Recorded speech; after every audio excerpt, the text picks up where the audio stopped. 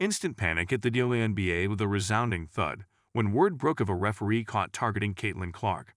The headlines buzzed, the whispers became shouts, and for a brief moment, the league's usual concerns, roster trades, fan engagement, championship prospects, were pushed aside.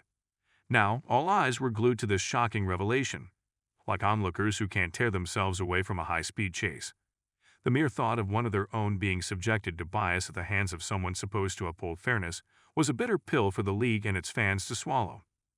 But before we proceed further, don't forget to smash that like button and subscribe. The name Caitlin Clark already carried a powerful weight in basketball circles. Not just another player, she was a sensation known for her fearless plays, pinpoint shooting, and uncanny court vision.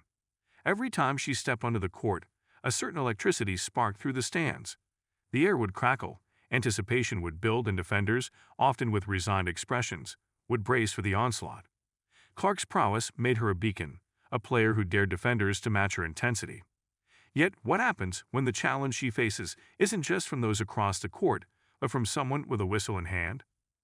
The referee in question, whose name began bouncing around in conversations and social media alike, had managed to shock fans with his blatant targeting.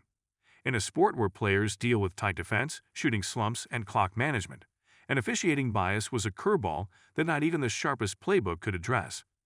The initial discovery came from footage analyzed with the intensity of a spy thriller. Slow-motion replays and eagle-eyed scrutiny pieced together moments that made fans' jaws drop and analysts' brows furrow. It wasn't just one game or one call. The patterns emerged game after game, with seemingly small but significant calls made against Clark at critical junctures. A whistle here, a missed call there. Each decision crafted a barrier that chipped away at her rhythm. What once seemed like bad luck or tough officiating morphed into something far more sinister as replays of her reactions circulated. Clark's face, caught between confusion and smirks of disbelief, became viral images. The internet, quick to amplify any drama, latched onto these moments, using them as proof that this wasn't just in her head. The reactions within the league were varied, ranging from indignation to disbelief.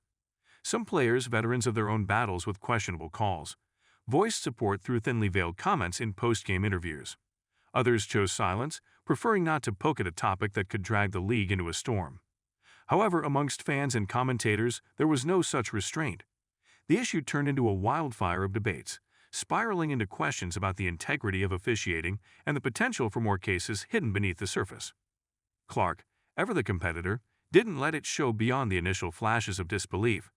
In her usual fashion, she pushed forward, eyes sharp and locked on the game at hand.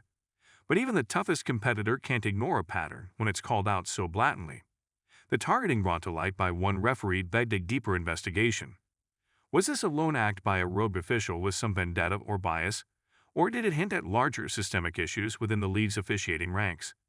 To understand the weight of this scandal, one must appreciate the role of officials in a sport like basketball. Referees are the stewards of fairness, the guardians of the game's flow.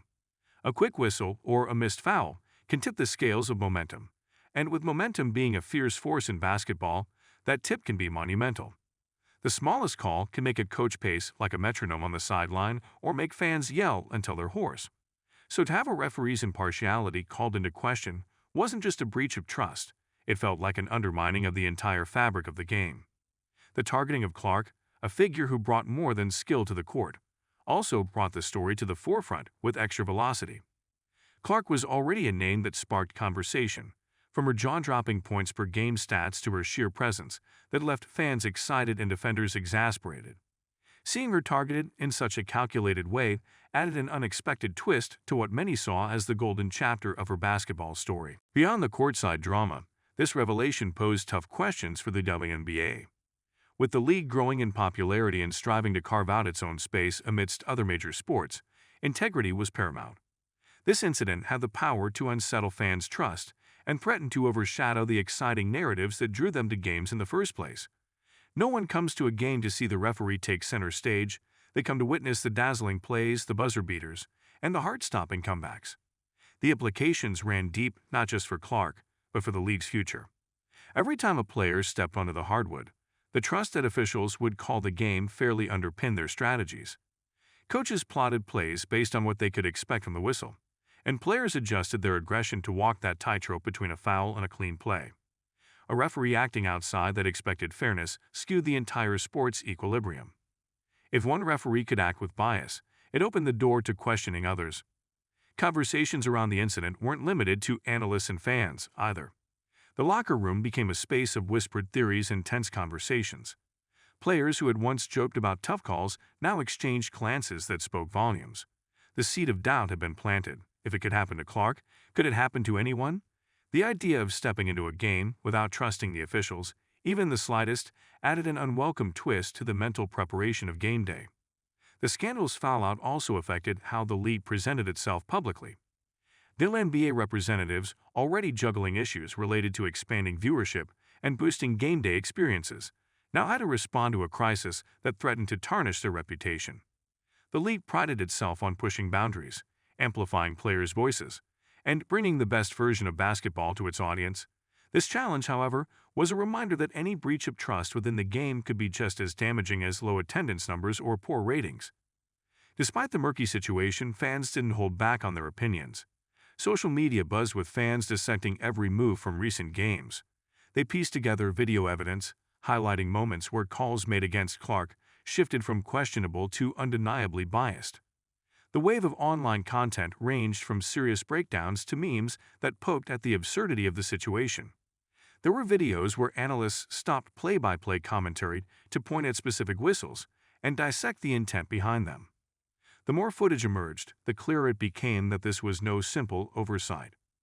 Caitlin Clark's reactions to these moments, replayed in slow-motion clips, added fuel to the fire. Her raised eyebrow and half-smirks during confusing calls were now read as knowing responses to what had clearly been noticed for some time. Yet, it wasn't just her reactions that made people pay attention. It was her ability to continue playing at an elite level despite the odds. The situation painted her not just as a star, but as a star battling unseen forces, an athlete tested beyond the typical challenges of the game. The deeper implication was unavoidable. Trust in officiating had to be restored. Fans weren't just there for the show. They needed to believe in the fairness of the sport.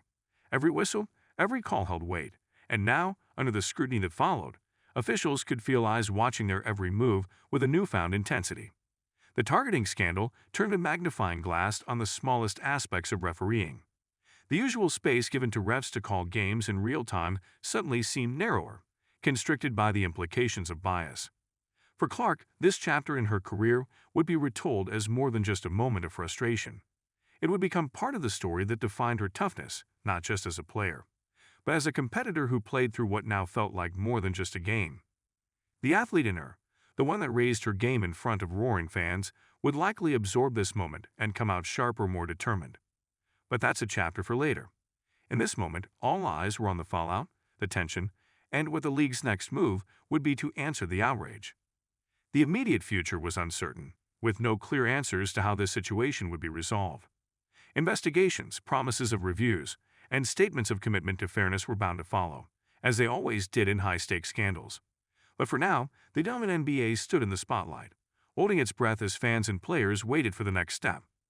The league needed to demonstrate that this was an anomaly, not a standard practice lurking under the surface.